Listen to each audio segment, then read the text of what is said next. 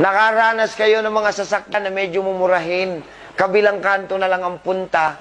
Kailangan ba talaga nakaupo pa? Ha? Nakakalapad ng puwet yan. Pansinin niyo yung mga ninuno natin.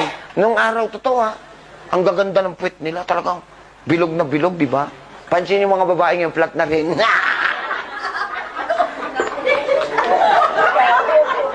Laging nakaupo eh. Dati, ikakapain niya. Ang mga nanay dati, pag nagluto sa kusina, may pagmamahal. Totoo yun. Kaya healthy ang mga bata nung araw eh. Pagka kailangan nyo na sinigang, talaga nagpipiga sila ng sampalok noon. Ngayon, sinigang mix. Pagka gusto nyo ng panggisa dati, panggisa, naghihiwa kayo ng bawang, sibuyas, kamatis. Ngayon, ginisa mix. Sa katamaran nyo, nanay, buong pamilya na ang inyong dinadamay. Malapit na rin silang magkasakit.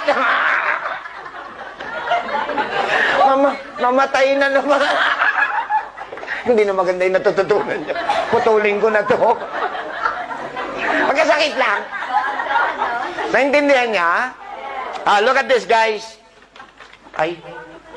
Tingnan niyo maigi. Itong mga mali nating nagawa sa buhay natin dati, biblically, it is only one word for letters, English. Ano yon?